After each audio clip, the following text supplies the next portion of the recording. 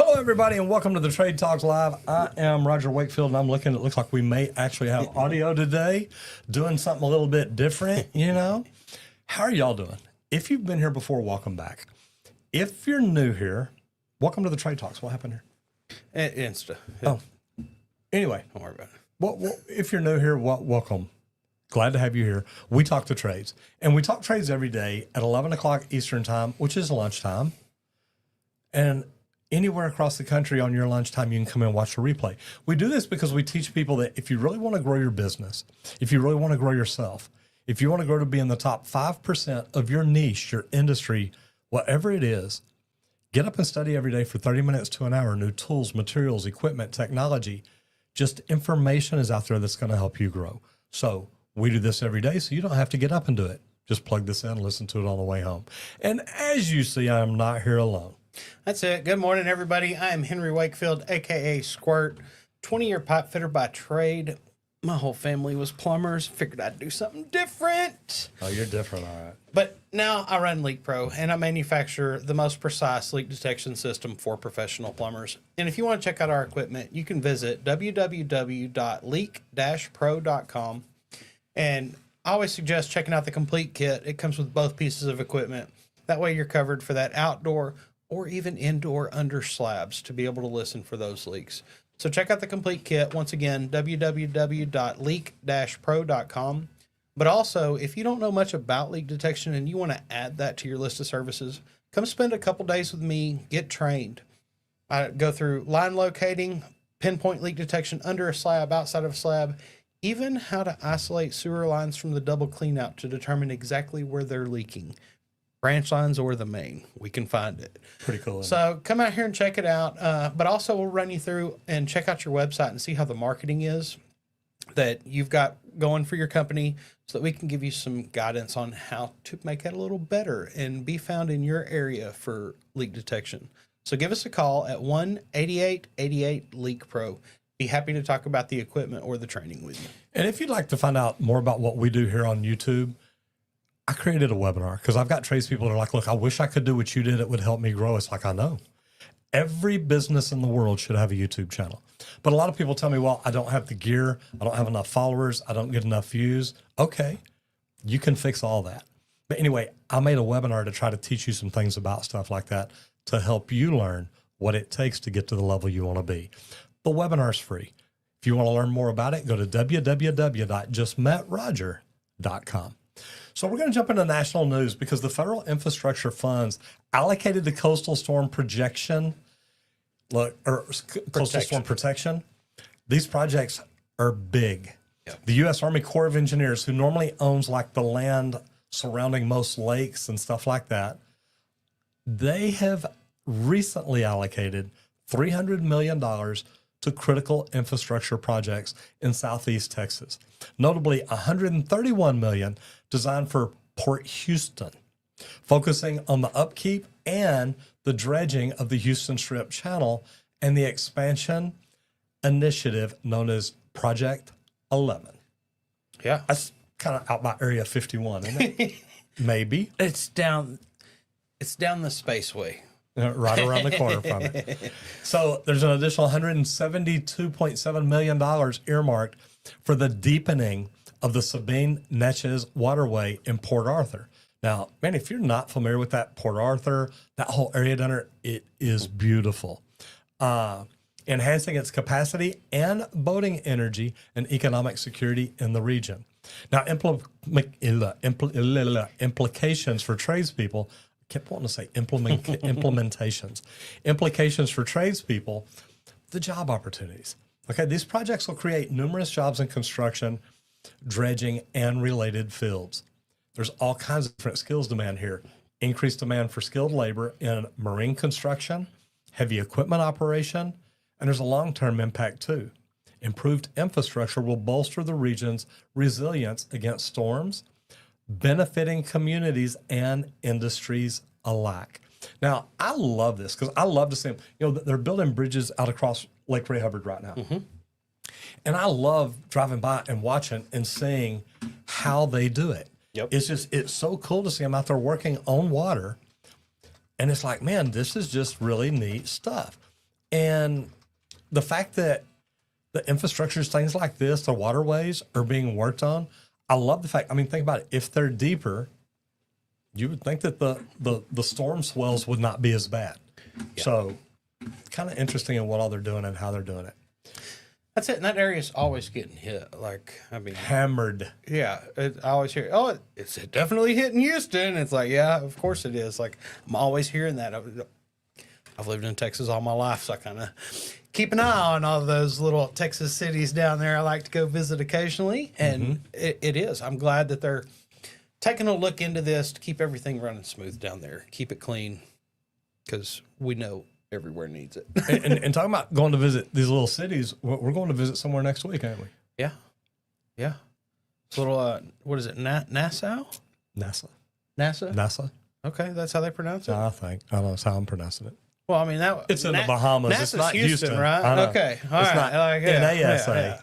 Maybe it is Nassau. NASSAU. So that's why I'm thinking Nassau. To Atlantis. Nassau. We're going to Atlantis. Yeah, we are going to Atlantis.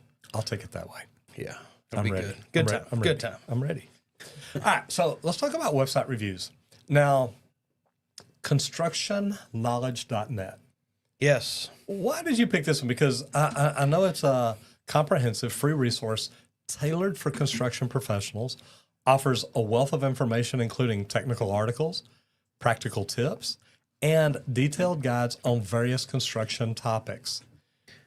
Why did you pick it? What is it you like about this one? Honestly, check this out. All right. Construction Knowledge Database.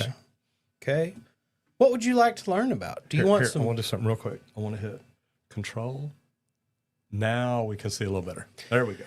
Do you want general technical knowledge, site work, concrete, masonry, metal, carpentry and wood, thermal and moisture, doors and woods?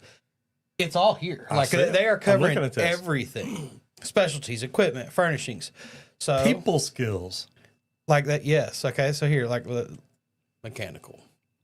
Looky there. Who's on plumbing, top? HVAC, sprinklers. These are one of my favorites. Yeah. Yes, this is one of my favorite things about this whole website. It's the superintendent's checklist. You can go through here, and it's going to ask you your major questions that a superintendent needs to know the answer to and have ready, because it's stuff that you're going to get asked. It's stuff that you're going to have to think about. So if you run through this list, it's checking off all your little boxes. Yep, I've got everything that we're dealing with on this job. So this is one of my favorites from this. Good. I like that. But like you can go in to plumbing here, and it's kind of your basics. And I like this one a lot for people just getting in. If you want to start reading through and kind of learning some of the basics of these different trades that are out there, and see what intrigues you. What are you having the fun learning?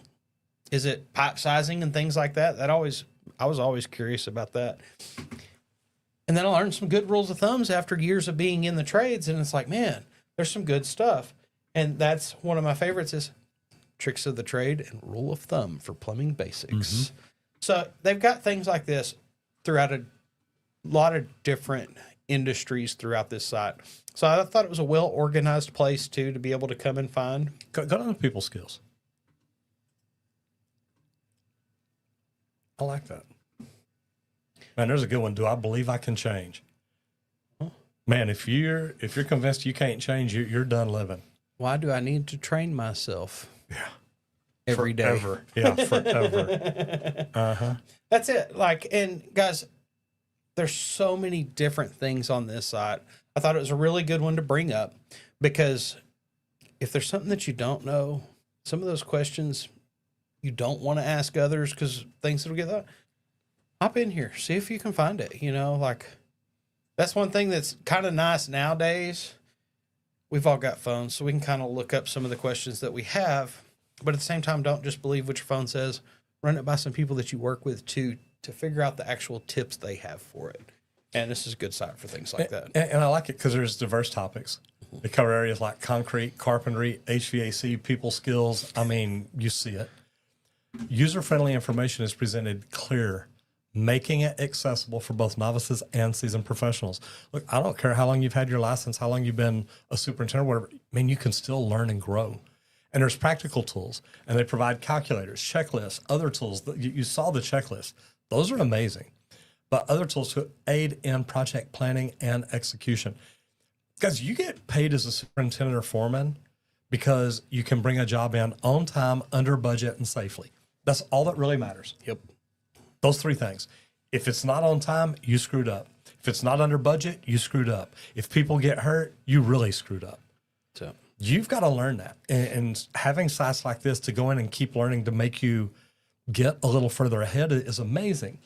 And their selection on concrete basics offers insights into mix design, curing, processes, troubleshooting, common issues, which can be invaluable on a job site. There are superintendents that go to concrete training classes just to make sure that the concrete being poured on their job is done the way it's supposed to be. that's it. What consistency am I looking bet. for? What PSI strength? Like, there's so many things that can be learned from everywhere, not just websites, social media too. Get out there, learn some things. But there's lots of videos. Like one of the majors that we talk about is like the thumb test for soils, because that's the area we worked in. So I know a lot of these little simple tests. And guess what? I'm sure for tile work, for concrete, for all these things, there are simple tests that you can do to have a good idea as to what showed up on your job. So Pretty neat stuff. it is cool. All right, so we're going to roll into business growth. And I like this because keeping a healthy backlog. How far out should you schedule work? And I'll tell you this, schedule it out as far as you can. I mean, the more you can keep your books full, the more opportunity it gives you later. But maintaining a balanced backlog is crucial for the stability and growth of construction businesses. Now, we're talking construction, but I'm also talking service work. You know, I used to work for a company, we both did, that they would bid work until they had jobs going on, then they would stop. And it's not like halfway through the job, they'd start bidding again. They just stopped. Like, well, we got so much going on, we can't take on anymore. Well, We're out of work. We need jobs. Then you get down to the end and you're running out of work and they're like, well, you ain't got anywhere to send anybody, lay them off. It's like, why don't we have jobs? Yep. You know, and they didn't understand. Look, you got to keep that going. If you're a residential service company, you need to keep your entire team booked out 3 days. They need to know they got work in front of them for the next 3 days every single day. And a well-managed backlog ensures consistent work flow, and financial predictability. You know what kind of money you're going to make as long as you're keeping your teams busy. But there's a lot of things to consider here too. Optimal duration. How long are these jobs going on for? If your backlog covers 6 to 12 months of work, you're probably looking pretty good. And adjusting based on project size and complexity is what's going to make it all work. Yep. You understand, hey, we got this big job, but it's going to end about this day. We could take on a smaller one that started, 3 months before then. Then we got ways to roll people over. Yep. That's it. Yeah, because a lot of big jobs, it's like, oh, I need a heavy crew at this portion. And then I need y'all to disappear. Light crew here, but I still need workers. Yep. So yep. That's it. And that's something to keep in the balance for sure. And you want to review it regularly. Yep. Continuously assess and adjust your backlog to align with the market conditions and the company capacity. Can we bring on more people and get it done quicker? Or do we start laying off a little earlier and say, look, we got some dead weight here. Let's go ahead and cut it loose and do what we got to do. And then there's the diversification. Avoid over-reliance on a single client or project type to mitigate the risk. Mm-hmm. We talked about this yesterday or the day before. You don't want all your eggs in one basket. Yep. That basket's liable to fall apart. And if it does, you're jacked. Yeah. That's it. And, you really want to utilize some project management softwares that are going to help you track and forecast your workload, your scheduling. You need to know what's on the books, how many men you have, how many does this work take? Okay, I still have these. If your service for these quick service calls, for these other things, for shutdowns or whatever, for your maintenance clientele that you've got, that you keep all these running orders with, you need to still have somebody available to handle those other customers also. So It is a fun balance for sure, and lots of moving parts to keep tracked and ordered. So a good software is nice to have. All right, gonna jump in here. What's the deal? Squirt didn't jump in and say happy. I didn't. Happy get Friday back to that Eve. end. No, I was know? down here getting it started. I love it. Chris Caban says, "Good morning, Roger and Henry. Took my aptitude test today and patiently going to eat. Good luck, man. Yeah, wait for the results. I get it." Chris says, "I was curious what your experience was when taking the aptitude test for the union." I didn't have one. I was already a licensed plumber. I came in later. Did they give you an aptitude test in the beginning for an application? You probably did. It's a few years ago. He's lost some memory cells since I then. was gonna say, like, that's 25 years ago almost, know. man. Jeez. Uh-huh. I'm trying to think if they actually gave me a test. I don't think they did, but they just had my high school transcript, and I pretty much just graduated, so it wasn't going to be too far different Right. from that. So I don't think I actually had to take a test to get in. They were able to go off that, but I did have to sit down for that interview and talk about all those grades and everything. Oh, yeah.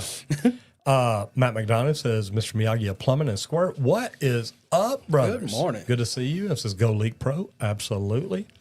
Miss Julie Jones in the house says, "Good morning, Roger and Randy. Just tuned in. Glad to hear you talking about people skills. Love the emotional intelligence link on the website." And you know, it's funny. I remember an article said that the people that make the most money are the ones with the better emotional intelligence. It doesn't matter that they came from money. It doesn't matter that they went to college. The ones with emotional intelligence are normally the ones that it's all about. And I love that. Roy McNeil says diversification is vital. Yeah, don't put all your eggs in one basket. We've done that before. We had one real estate management company that, I mean, man, they probably bringing us in $300,000-400,000 a year. And all of a sudden they're like, "Yeah, we're not doing this anymore." And it's like, "Ooh, what happened?" Yeah, you want a wide portfolio of clients and stuff for sure. And then Matt says, "I got a test for 501." Yep. Yeah, and look, a lot of them do it. Lori says, "Yes, EQ is linked to success. It absolutely is." All right, so let's talk about service work.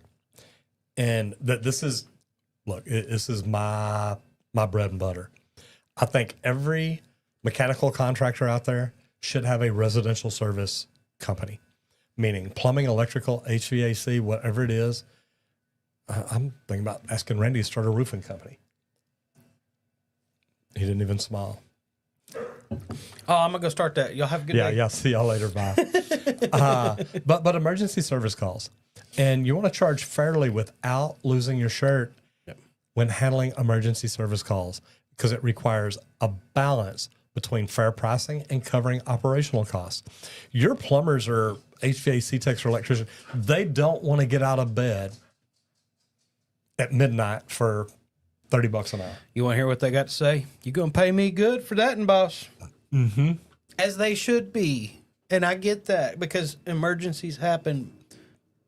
But just like guys that work through holidays and stuff, what do? We want triple time for that. Why?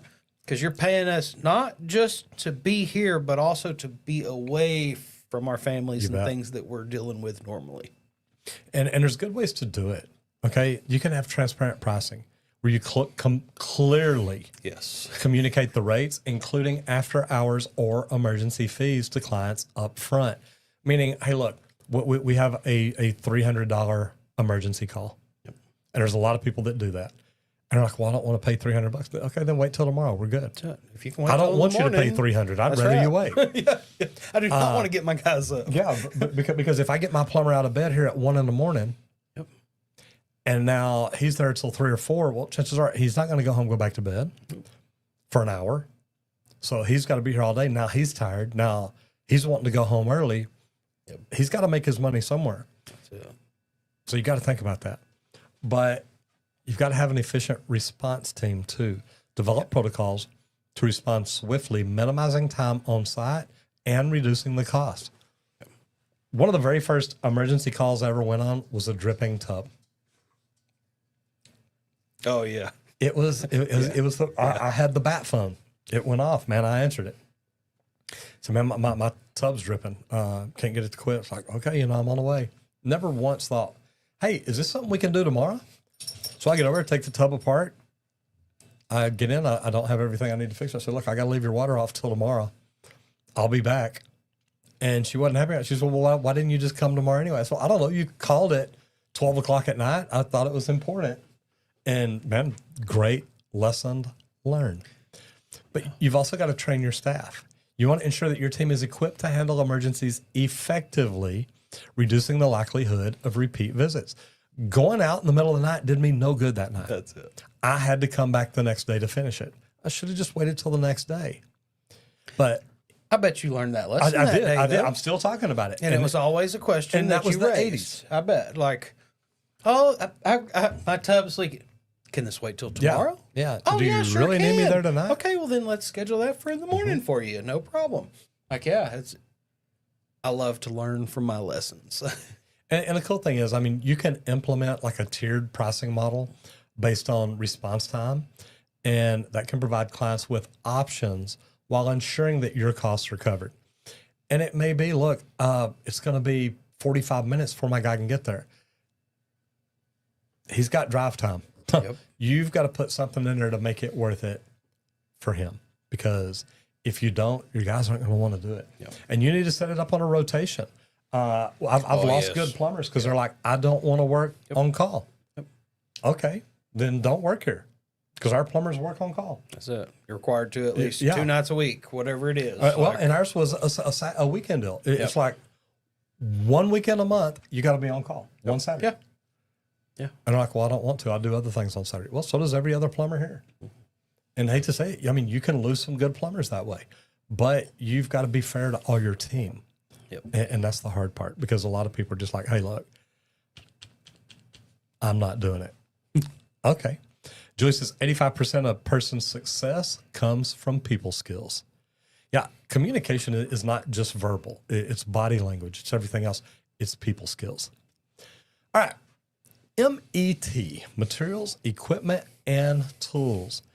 Evaluating the ROI on high-end, expensive freaking tools. Yeah. Is it worth it or is it wasteful? Well, You know, let's talk. First time we bought a ProPress. Worth it? 100,000%. Yeah.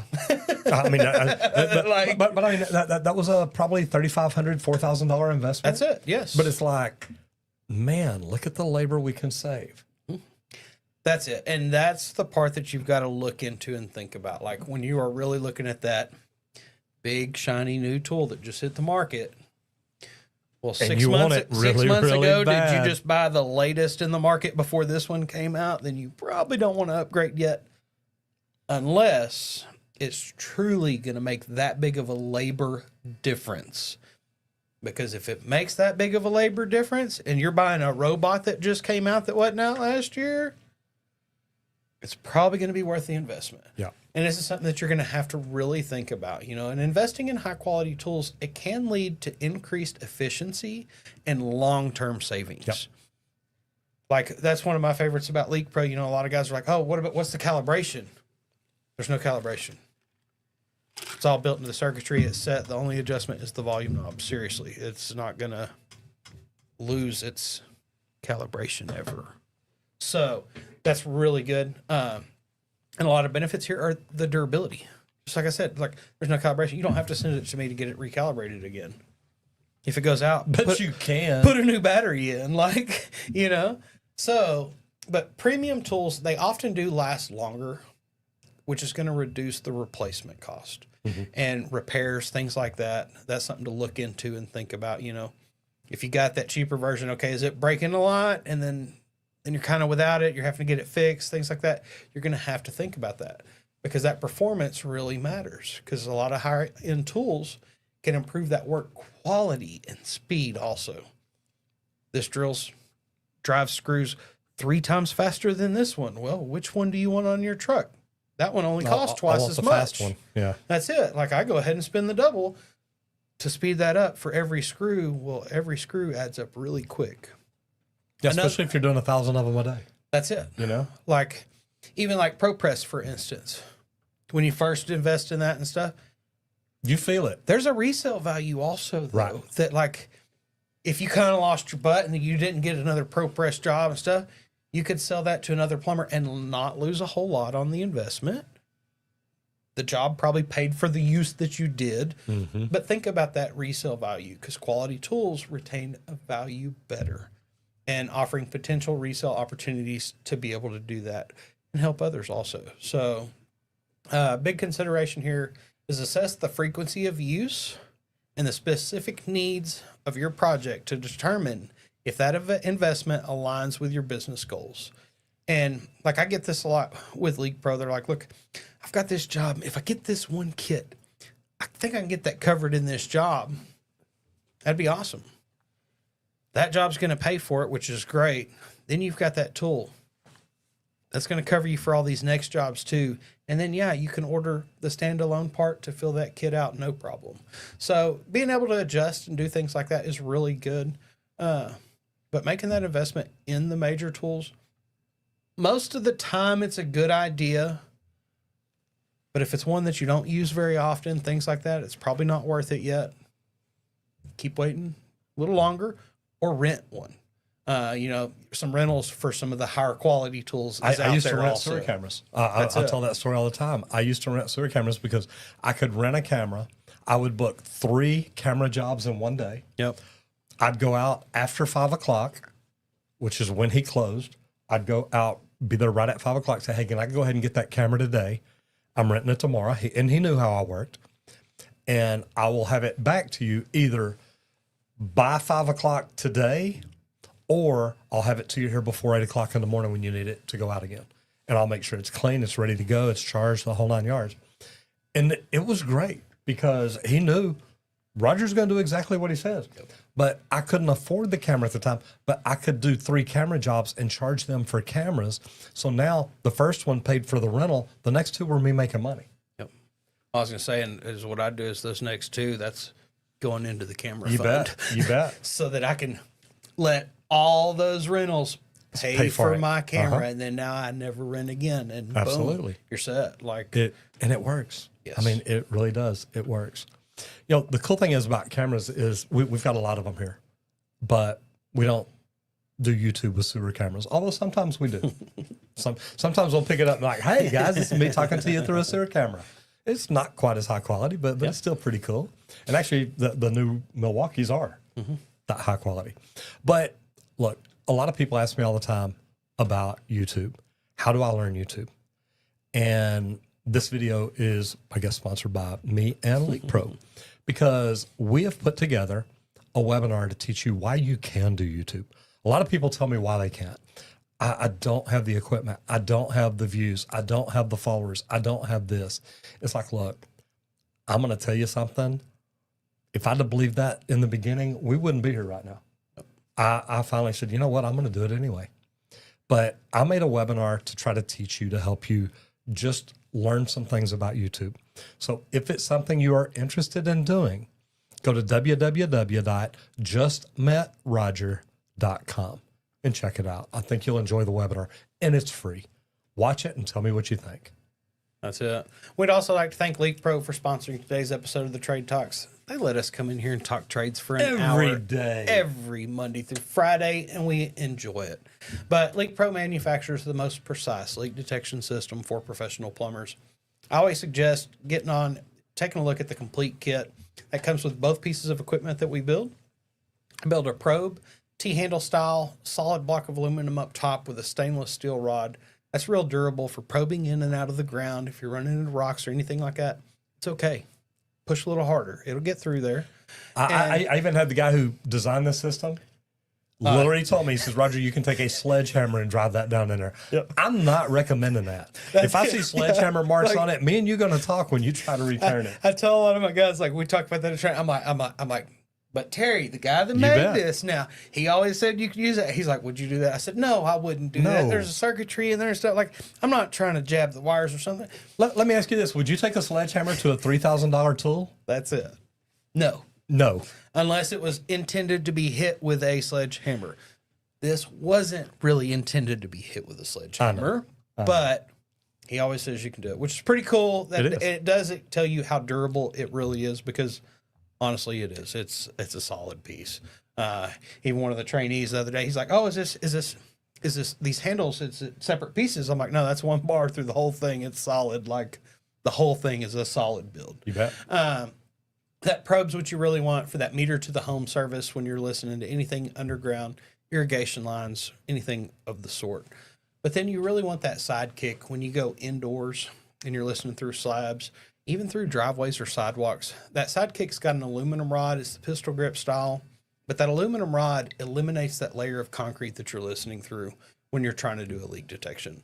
So check out the complete kit at www.leak-pro.com. But also, guys, if you don't know anything about leak detection and you want to add this where you work to your own business, start your own leak detection business, make the investment, give me a call. We'll do a 2-day training here for you.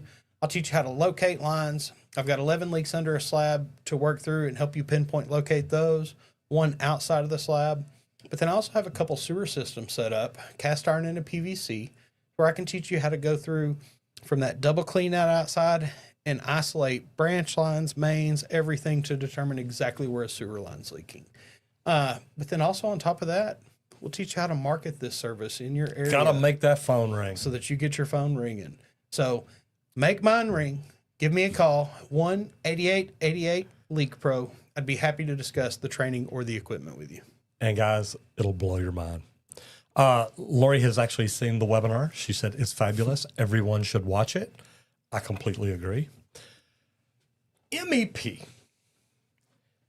When trades collide. I mean, that never happens.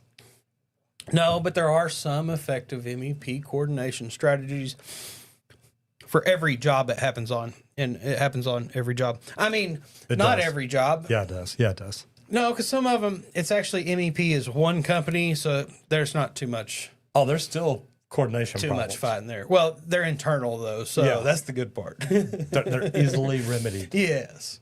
They all look at it and say, what's going to cost us the most money? That, honestly, whenever it is one country, that's the major. You bet. What's the most financial efficient? Who goes first? Who goes next?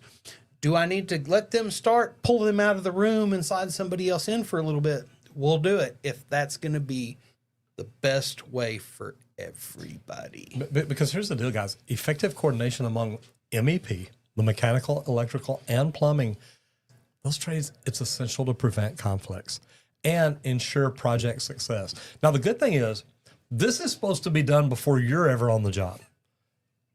That's it. Notice I said supposed to be. Supposed to be. It doesn't always happen. But early collaboration, you engage all the MEP stakeholders, meaning you've got the electrical company, the HVAC company, the plumbing company, the fire protection people. You get the people that, look, it's critical where our stuff goes. All the major big systems is the key to this. Yeah, yeah. The control wire, you're not really worried about. They fit can that pull it in around, later. in and around everything. Yep. But you want to do this early. You want to get everybody involved during the design phase to identify potential clashes. Collisions is what they're called.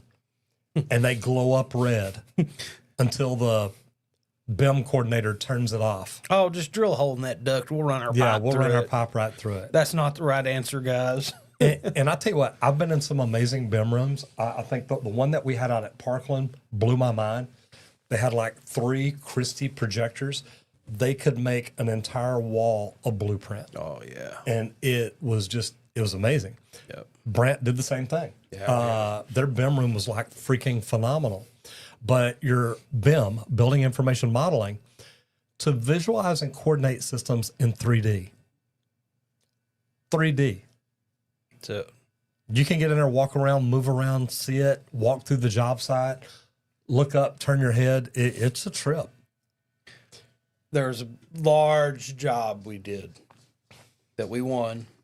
We won it based on the budget. Well, then they held us to the budget. So then they wanted me to estimate it the whole way through, every part and piece.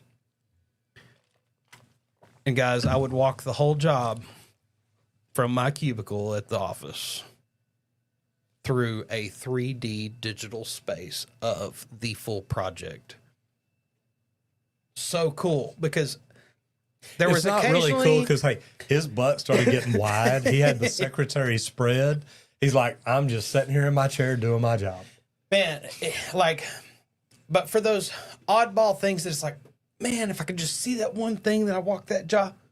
Guess what? When you've got access to this, jump on it, you start flying through this. Oh, there's that spot. Oh, Here's the problem. There is a couple extra 90. There was that extra offset back here that you can't really see because it's hidden.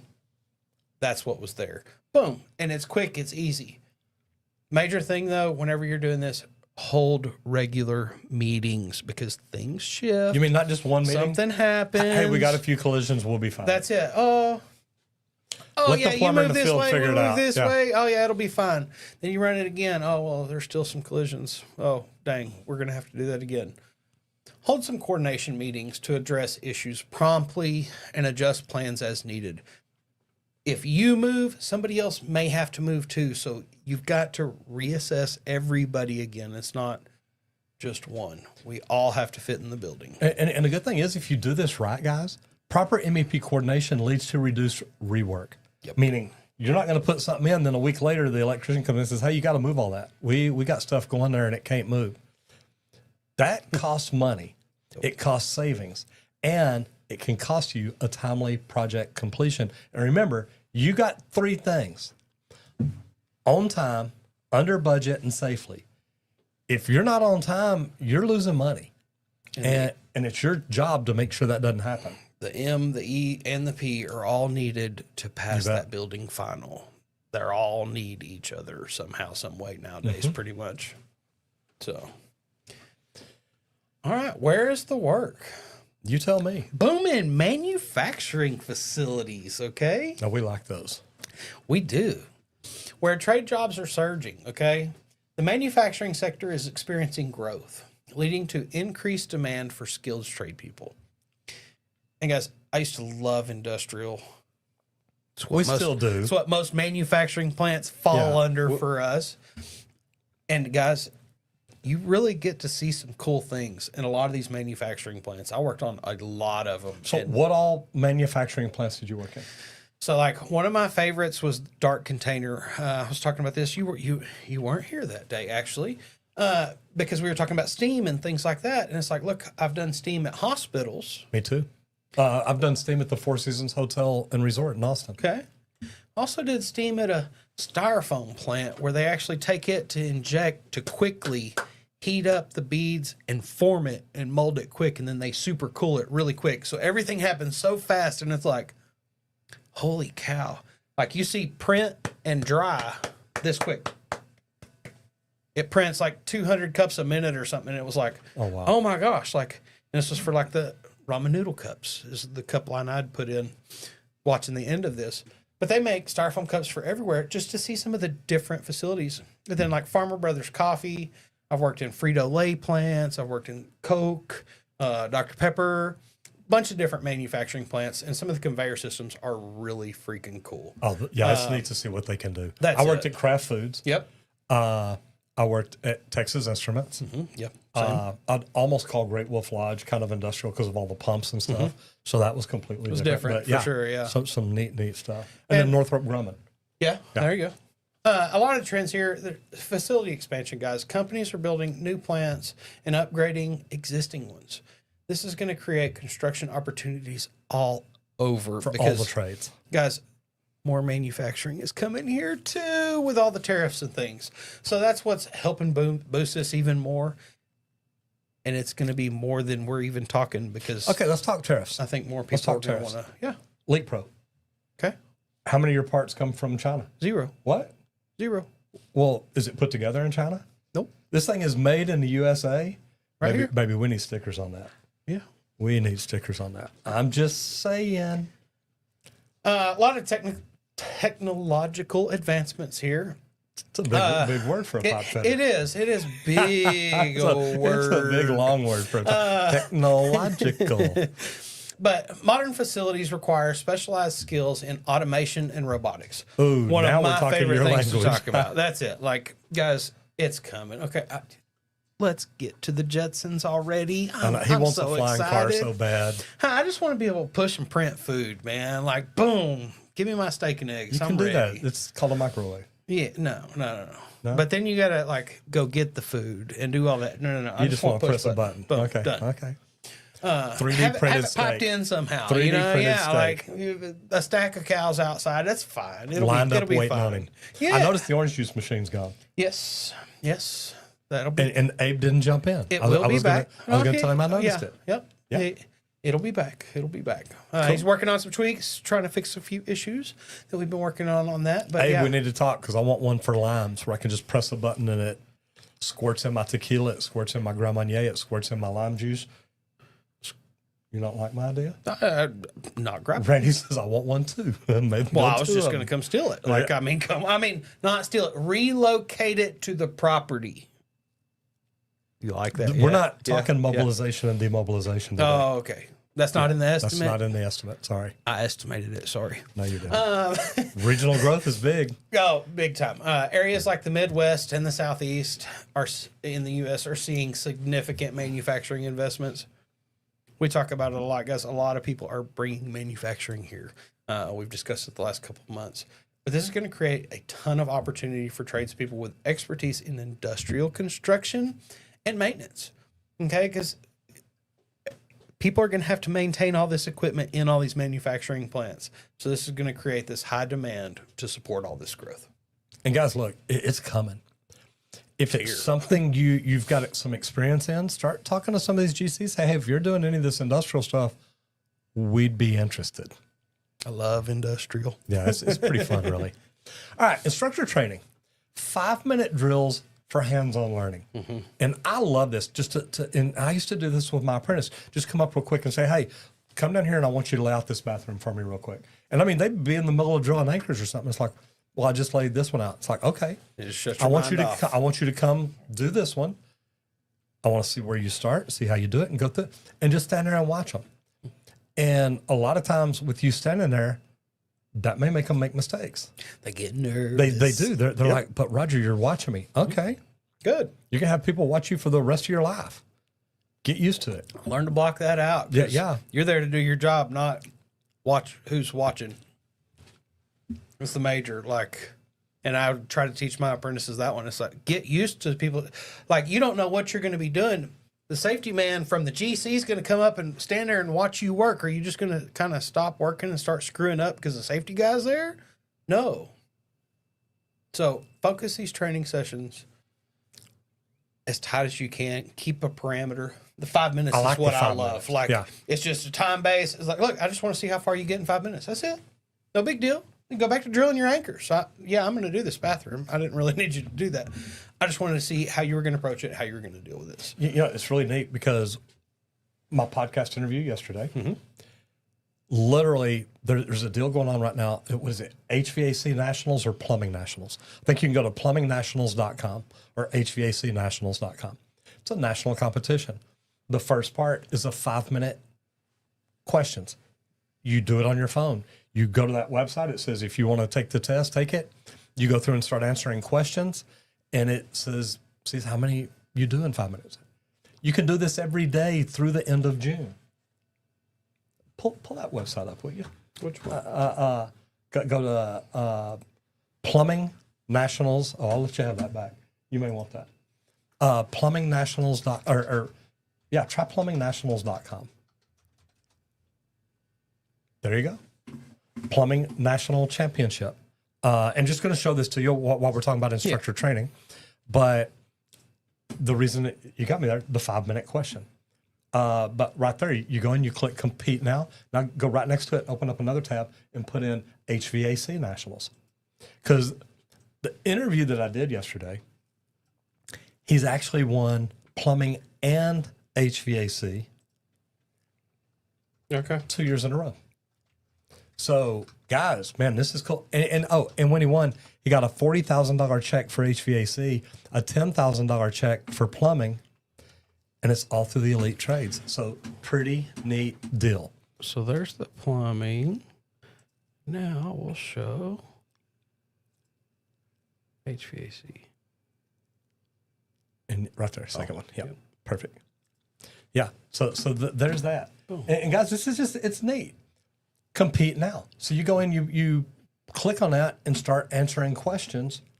Freaking amazing. I just want anybody in the trades, drop it in the comments. Did you know that trades were becoming a sport? Yeah, because this is, like, guys, this is on CBS Sports.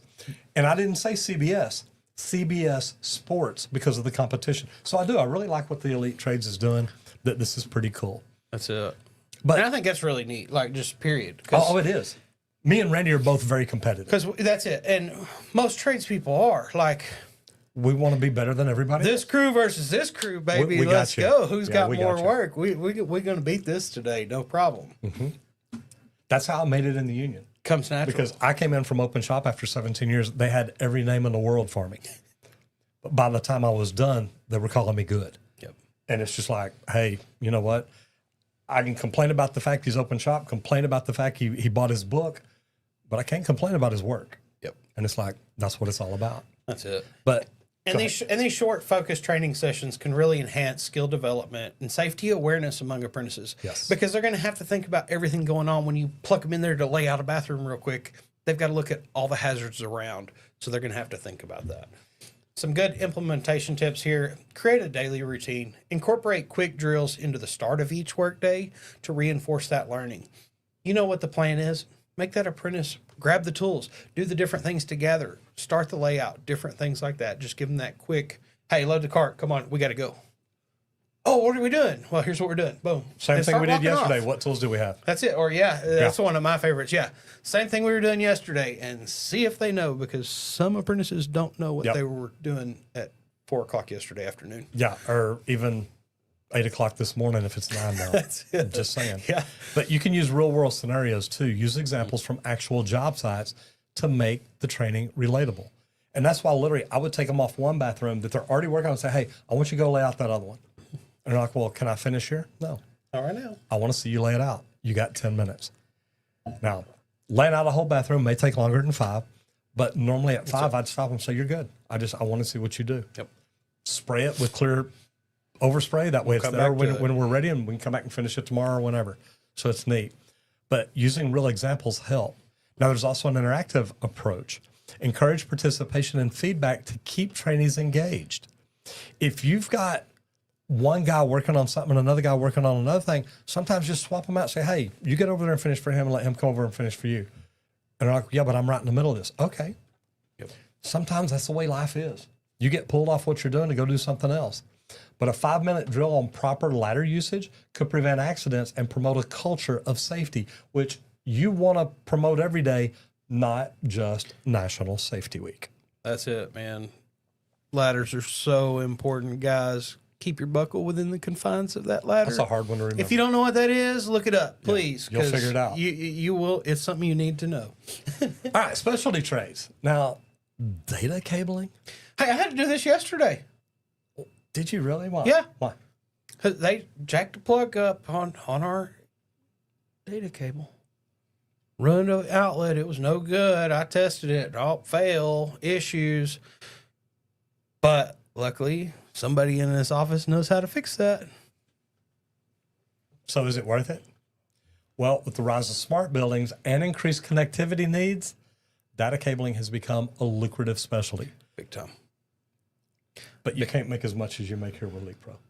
No. Because I don't want you to think, wait, I know how to do that. I'm going to go get a job. Maybe. See, no.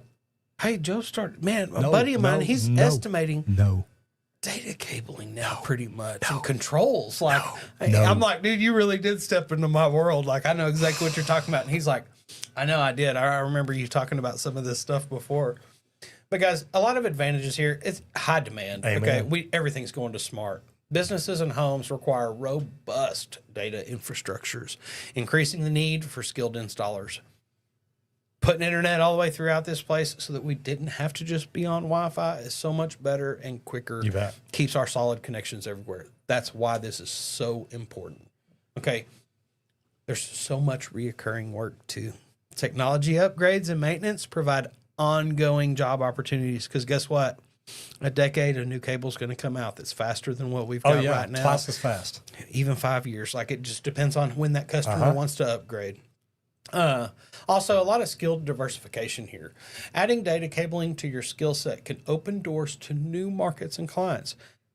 Add it. You know, like you install the valves. Well, can you run the data and tie that into the system they already have? Is that possible? Can you talk to their control people and get that added or not?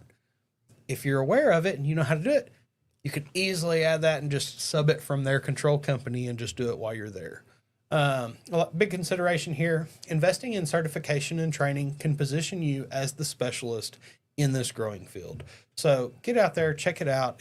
If it's something you're interested in, you're looking for something that's going to keep you busy a while, this is not going to go anywhere. They've got to have the cables for everything to be able to talk and communicate. So I don't think robots are going to take this one until it all goes wireless. It's almost like a phone line, but it is. It's going to go wireless. Yeah, And it'll we go know that. wireless one day. One day. You know, here's what somebody's going to come up with. Maybe you ought to invent this real quick. You know, where you plug in your Cat5 stuff? Yep. It'll be a transmitter and a receiver. Yep. You'll plug a transmitter in one end, receiver in the other one, or it'll be omnidirectional. Okay? Transmitter, receiver. Now it can talk to each other. Both And you ways. just go through and say, this outlet here is the water heater. Yep. Boom, boom, boom. Not a bad deal. Okay, social media spotlight. And we're going to talk about Tile Coach today. And Tile Coach is a prominent figure in the tile installation community, sharing valuable insights and tutorials. Now, they do a lot of cool stuff. Content highlights are stuff like educational. The videos, they demonstrate techniques for various tile applications. And then product reviews provides honest assessments of tools and materials. And they're building a community. And at the end of the day, guys, that's what it's all about. But the engagement encourages discussions and knowledge sharing among professionals, and it's worth it. You get to get in here, you get to communicate with other people and talk to them. Squirt, why did you pick this one? What did you like about Tile Coach? Guys, we've never covered tile on any social media here. So I went something just completely different than what we normally do here. And with you learning Sluter lately, it was like, you know, tile people are cool. No, they think they are. Yeah. Hey, The tile chick is cool. they put in some beautiful work. Oh, I know. I mean, no, that like tile that, chick, though, like, I like her. She's and the good. major reason I pulled up Tile Coach, okay, is let's do it. what's my favorite thing? Before and afters. Who can do the best before and afters? A tile guy. Period. Oh, yeah. Like that transformation is amazing. That's why I love plumbing remodels. Take that before picture and then the after. Oh my gosh. Mm-hmm. Man, I'm trying to remember. This it's Sacramento, California. Okay. Over 297,000 subs, Yeah. almost 300,000. with 82 million views. Very good. So cruising along. Mm-hmm. But honestly, check this out. I love this thumbnail. Okay, and it's one of his most popular videos. And it's something that I notice a lot on YouTube is the real pictures of them in there doing the thing. And he's standing in there in this. That's what I like that. I just wanted to make it bigger where, Yeah. where we could see it. So like he's standing in this hole in the floor. Old pier and beam house. Creates so much curiosity for a lot of people. And then to figure out, well, how did he get there? What's that transformation going to look like? That's the thing that I wanted to kind of show off here is it intrigues people. If you want to start on social media, this is one of the best tips that we can throw out and give is Create that curiosity. creates that curiosity. You can visually see it. And it's like, wait, why is that dude standing on the floor? What is going on here? Mm-hmm. And then the title, and I tiled this shower and it failed horribly. So that makes you think, did he cause the hole in the floor? That's right. I like that. When did it fail? Before or after? What was still? What did you do wrong? What got screwed up? So And here's what's interesting. He doesn't do a lot with thumbnails. nope. I mean, most of them, Nope. it's a shot out of the deal, which It's a screen grab. I would recommend not doing. I think the thumbnails are going to get more attention, but he's done pretty good here. I was gonna say, been doing it 14 years. Is that when the channel started 14 years ago? Yeah, you're an oldest Oh, right there now. we go. Wow. 14 years ago was his first one. Wow. It was just a couple then, and then we hit in 13 years. So Yeah. been around a long time, which is really cool. And I just wanted to pull up some different trades. We're always talking different trades. We mainly cover the cores. I want to bring in some different ones over the next couple weeks and just kind of do some things a little different. Uh-huh. No, I like this. You know, maybe next week we'll find like cabana builders or something. I want a cabana built. Yeah, this is some good stuff. So yeah, I like good this a tips, lot. different tricks, different techniques and stuff. And that's one of the things I love. Like I like to go in and learn. That's one of the main things I use YouTube for is I'm trying to learn how to do something out here in this real world. So I watch it there first to give me a few tips and pointers to head me the right direction. At least some ideas. That's Yeah. it. And that's one of the major things. And if you'll stay updated with things like this, it can enhance your skills and keep you informed about different industry trends in your space. Look it up, check it out, see who the major influencer is. If you're a plumber, it's probably this guy. I'm sorry. Sometimes even HVAC, it's kind of scary. We get to have some fun though. Like, and We that's the do. major. We like, do. we really do. We get to do some cool things. And the cool thing is we get to do it by helping people. That's it. And, you know, anybody watching that has ever thought, I wish I could do YouTube, but I don't have the equipment. I wish I could do YouTube, but I don't have the followers. I don't have the views. I don't have this. I don't have this. I get it. You know, I said something earlier. If you've got a toilet or a water heater or anything like that at your house, you know as much about plumbing as I did when I started. Now, I've gone on to be a pretty daggum good plumber. I didn't know anything about YouTube when I walked in. Yeah. I mean, nothing. When I walked in and the guy said YouTube is the second largest search engine in the world, I shut my notebook. I thought, this guy's stupid. It's one of the smartest people I know about YouTube now. But it didn't take me long to figure that out. And then I started, we're normally tradesmen. If I give you a new tool, can you figure out how to use it? That's what YouTube was for me. It was a new tool. I need to figure out how to use this to grow my business. And that's what we did. So if you're interested in YouTube, you're interested in maybe learning YouTube, you're interested in, hey, I might want to start a YouTube channel one day. I created a webinar to literally help debunk some of the myths that are out there to why people tell me they can't do it. Well, Roger, I don't have the equipment. I don't have the followers. I don't have the cameras. I don't have the lights. I don't have the microphones. Okay. I didn't have all that when I started, but we figured it out. So we can teach you to do the same thing. It's a free webinar. If you want to go watch it, www.justmetroger.com. Go check it out. Go check it out, listen to it, and then try to tell me some of those things. I think you'll change your mind.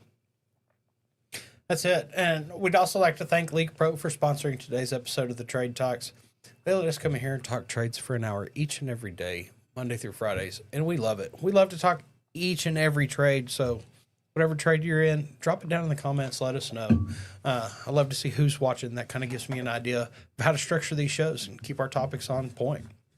So, but we would like to thank Leak Pro for sponsoring the episode. Leak Pro manufactures the most precise leak detection system for professional plumbers. I always suggest checking out the complete kit. It comes with both pieces of equipment that we build. The probe for that outdoor, that meter to the home service.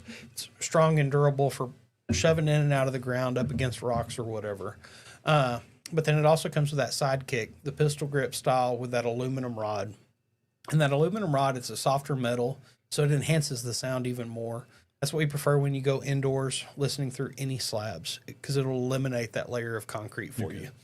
And so get on and check that out, the complete kit at www.leak-pro.com. But then also, guys, if you don't know anything about leak detection and it's something that you want to learn how to do, give me a call. I do a 2-day training here just outside of Dallas, Texas, and spend a couple days with me. I'll teach you how to locate the lines. I've got 11 leaks under a slab to run you through to learn how to pinpoint locate leaks. I've got one outside of the slab so that you know what that sounds like also. And then I've got a couple sewer systems set up to train you to be able to do isolation tests to determine exactly where a sewer system's leaking, even in all the branch lines and stuff. So give us a call and check it out. We'll run through some marketing with you too, so that you can promote leak detection in your local area. So it's your phone that's ringing. So give me a call at 1-8888-LEAK-PRO. I'd be happy to discuss the equipment or the training with you. Guys, thanks to y'all. We get to do this every day. Those of y'all that have been here before, man, we love when you come back. Those of y'all that are new here, I hope you got value out of it. And I hope you understand that after you subscribe, hit the hit the bell notification. That way you get notified when we do this every day at 11 o'clock Eastern time. We get to come back day after day because of y'all. Question here, Jace Ivy says, howdy, any advice to get hired on plumbing companies as an apprentice? With very little experience. What are your thoughts?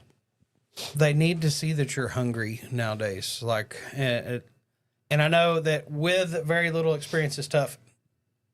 Luckily, you have a little experience, it sounds like, which is a good thing because that puts you separate than most with zero.